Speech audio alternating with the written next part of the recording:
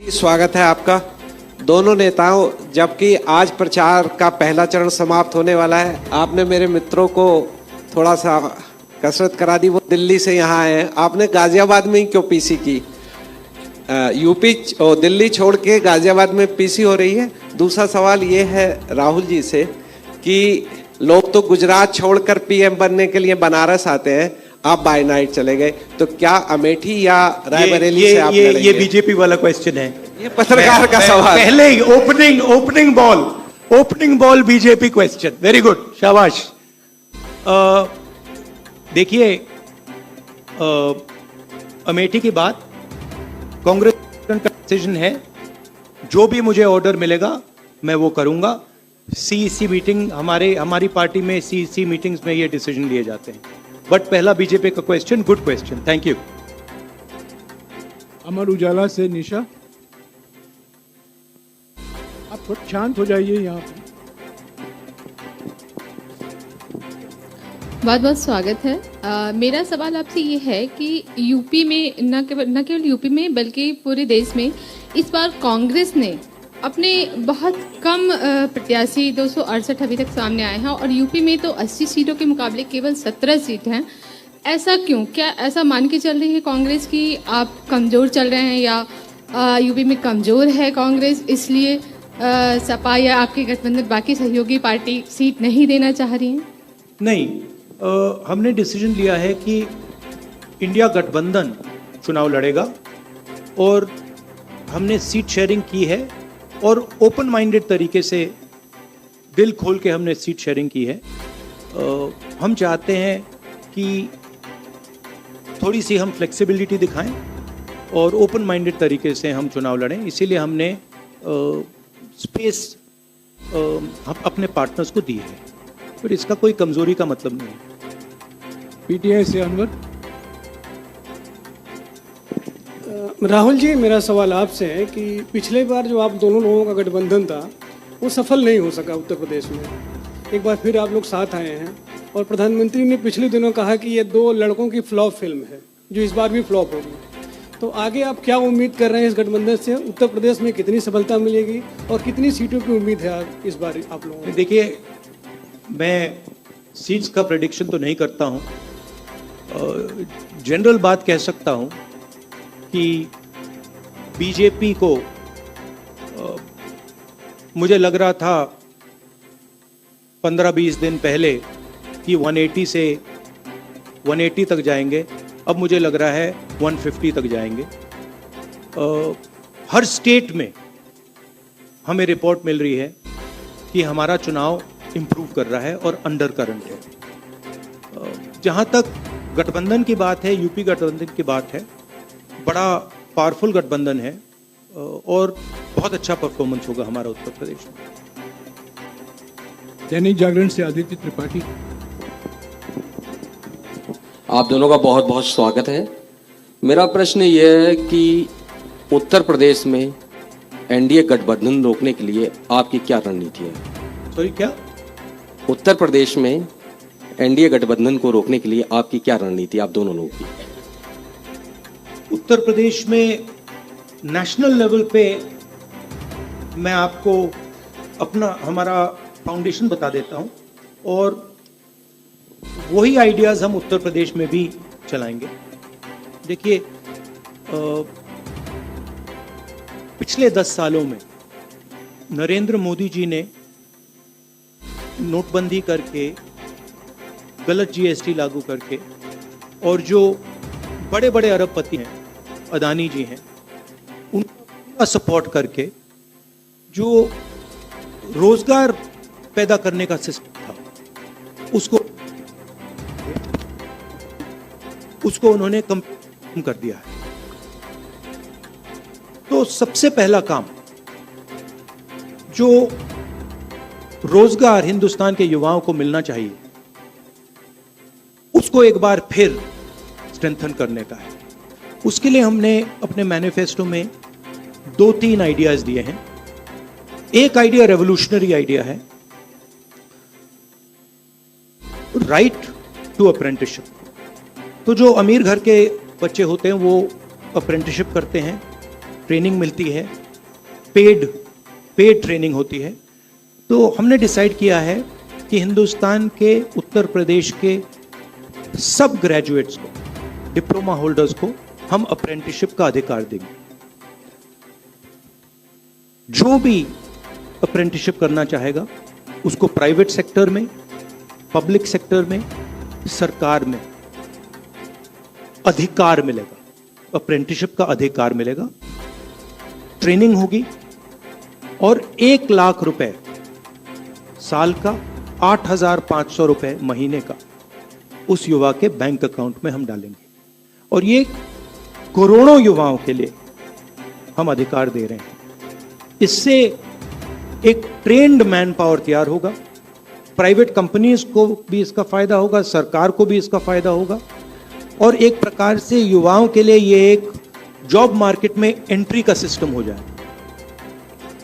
दूसरी चीज 30 लाख सरकारी रोजगार हैं जो नरेंद्र मोदी भर नहीं रहे हैं, वो वैकेंसीज हम युवाओं को देने जा रहे हैं। पेपर लीक की बात हुई है, उसके लिए हम कानून बनाएंगे, उसको हम खत्म कर देंगे।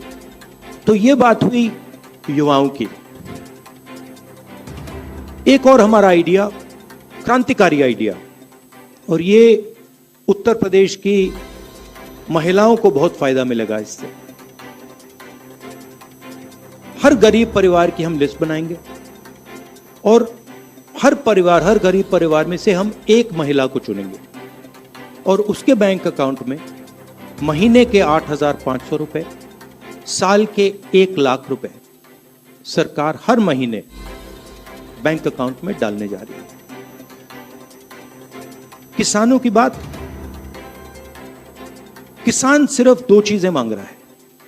नरेंद्र मोदी से 10 साल मांगा, हमें सही दाम दिलवा दीजिए। और जैसे आपने 16 लाख करोड़ रुपए, मतलब 24 साल का मनरेगा आपने अदानी जैसे लोगों का माफ किया, वैसा ही आप हमारा भी माफ कर दीजिए। और नरेंद्र मोदी मना करते हैं, उन पर फायरिंग करवा देते हैं, उनको डरा देते हैं। तो हमने लीगल एमएसपी का निर्णय ले लिया है। हिंदुस्तान में पहली बार लीगली गारंटीड एमएसपी होगी और हम उनका, किसानों का कर्जा माफ करने जा रहे हैं। यही मेन मुद्दे हैं चुनाव में। बीजेपी का मैनिफेस्टो देखेंगे तो उसमें आपको उसका जो फाउंडेशन है, 2 चीजें हैं। एक कि वो शायद 10-15 साल बाद ओलंपिक गेम्स इंडिया लाएंगे और दूसरा 1 या 2 व्यक्तियों को वो चांद पे पहुंचा देंगे। तो ये बेसिकली चुनाव चल रहा है। शुक्रिया राहुल जी। अगले 3-4 सवाल आप कृपया अखिलेश जी से पूछेगा। ANI से शालिनी।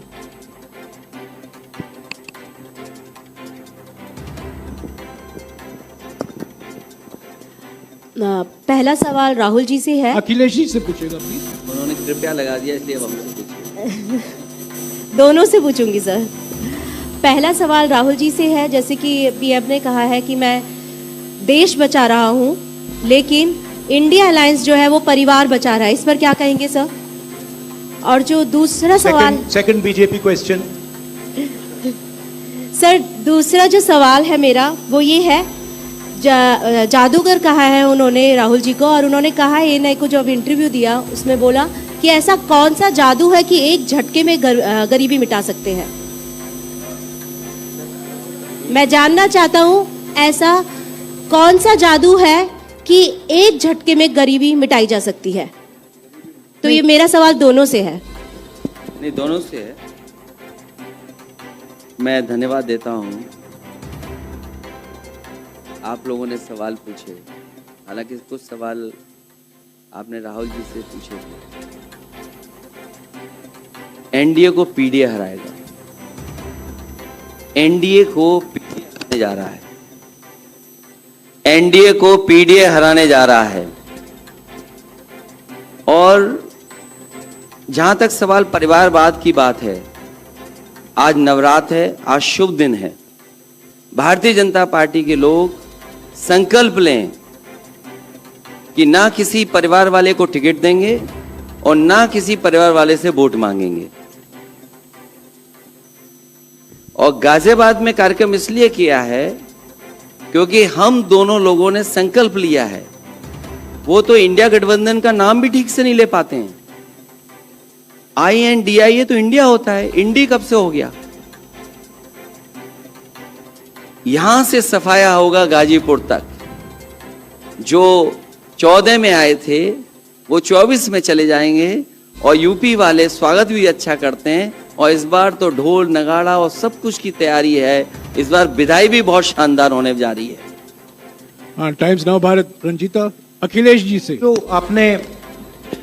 आपने जो गरीबी को एक झटके में मिटाने की बात की, देखिए ये कोई नहीं कह रहा है कि गरीबी को एक झटके में मिटाया जाएगा। हम ये कह रहे हैं कि गरीबी को गहरी चोट पहुंचाई जा सकती है, और तरीके मैंने आपको बताए हैं। नरेंद्र मोदी जी ने पूरा का पूरा फोकस 22 लोगों पे किया है, 22-25 लोगों पे किया है। आज की सच्चाई है कि 22 लोगों के पास उतना धन है जितना 70 करोड़ लोगों के पास है। गरीबी का यह भी कारण है कि नरेंद्र मोदी जी ने सारा का सारा धन कॉन्सेंट्रेट कर दिया है, 20-25 लोगों को पकड़ा दिया है। मैं जाति जनगणना की बात कर रहा हूं, और मैंने ये बात बहुत बार उठाई है। भागीदारी की बात होती है। हिंदुस्तान के किसी भी इंस्टीट्यूशन में आपको ना पिछड़े वर्ग के लोग मिलेंगे, ना दलित मिलेंगे, ना आदिवासी मिलेंगे, ना गरीब जनरल कास्ट के लोग मिलेंगे। मैंने मीडिया के बारे में बात उठाई। मीडिया में आपको बड़े बड़े एंकर्स दिखते हैं। आपको मीडिया की कंपनीज के मालिक की लिस्ट निकालिए, आपको दिख जाएगा कि उधर ना एक पिछड़ा मिलेगा, ना एक दलित मिलेगा, ना एक आदिवासी मिलेगा। तो हम क्रांतिकारी काम करने जा रहे हैं। जाति जनगणना, महिलाओं को उनके बैंक अकाउंट में 1 लाख रुपए, किसानों को MSP। तो ये सब गरीबों को पैसे देने के तरीके हैं। नरेंद्र मोदी जी ने पिछले 10 साल में गरीबों को कुछ नहीं दिया, तो ये हम करने जा रहे हैं। हाँ रंजीता, अखिलेश जी से। हाँ, अखिलेश जी से ही सवाल है। राहुल जी ने अभी जितनी भी चीजें कही, अखिलेश जी से। नहीं, मैं सवाल पहले जितनी भी चीजें कही वो तमाम चीजें कांग्रेस के घोषणा पत्र में है। क्या इंडिया गठबंधन का अपना कोई साझा जो है वो मैनिफेस्टो होगा? अखिलेश जी, क्या जो राहुल जी कह रहे हैं क्या वही तमाम चीजें सपा की भी है, या सपा कुछ अलग भी घोषणाएं कर रही है चुनाव में? इंडिया गठबंधन नई उम्मीद है, और जैसा कि राहुल जी ने कहा कि उनके मैनिफेस्टो में बहुत सारी चीज़ें हैं जिससे गरीबी दूर की जा सकती है। उसी से जोड़ कर के मैं ये कहना चाहता हूँ कि जिस समय हमारा देश का किसान खुशहाल हो जाएगा, जिस दिन देश के किसान को अपनी लाभकारी मूल्य मिलने लगेगा फसल का, और मैं समझता हूँ जितने भी राजनीतिक दल हैं और खासकर जो इंडिया गठबंधन के साथी हैं, वो ये बात कह रहे हैं कि हम MSP की गारंटी देंगे या किसानों को लाभकारी मूल्य देंगे, और जिस दिन भारत सरकार किसानों की आय बढ़ा देगी, गरीबी दूर होना शुरू हो जाएगी। और मैं कई मौकों पर कह रहा हूं कि जाति जनगणना भी एक हमारा मुद्दा है। बिना सामाजिक न्याय के, बिना जाति की गैर बराबरी खत्म किए हुए हम अपने समाज को आगे नहीं बढ़ा सकते। और जैसा राहुल जी ने कहा कि खुशहाली के लिए जाति जनगणना जरूरी है, तो जाति जनगणना, सामाजिक न्याय और पीढ़ी की लड़ाई को लेकर के हम चलेंगे। उससे गरीबी भी दूर होगी और मान सम्मान भी मिलेगा। हाँ विक्रांत, एक चीज और देखिए, ये जो हमारा मैनिफेस्टो है, ये जरूर कांग्रेस पार्टी का मैनिफेस्टो है, मगर इसमें जो आइडियाज हैं वो इंडिया गठबंधन उनकी आइडियोलॉजी के आइडियाज हैं। और अगर समाजवादी पार्टी का कोई सजेशन हो या किसी और भी इंडिया गठबंधन की पार्टी का सजेशन हो, उसको हम सब ऑन बोर्ड करेंगे। तो हमारा मतलब जॉइंटली काम होता है। हम बातचीत करके कंसल्ट करके काम करते हैं और फ्लेक्सिबिलिटी दिखाते हैं। हाँ जी और हम लोग G20 की तरह नहीं है, केवल 2 का चलता हो, बाकी सब 0 हो। अखिलेश जी समझने में वक्त लगेगा। अखिलेश जी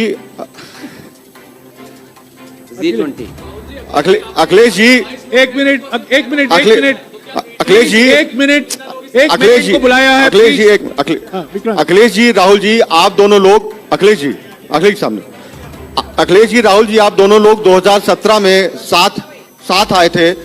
दोनों ने लखनऊ में प्रेस कॉन्फ्रेंस भी की थी, लेकिन 19 और 22 में आप दोनों अलग अलग हो गए, 24 में फिर साथ आए हैं। आखिर क्या वो मोमेंट क्या था जब दोनों के दिल में आया कि हाँ हमको साथ आना चाहिए, जरूरी है? 7 साल बाद दोनों के दिल में कब ये मोमेंट आया कि हम चलना है साथ? मूवमेंट क्यों बताना, हम साथ आ गए और साथ आ गए, यही मूवमेंट है।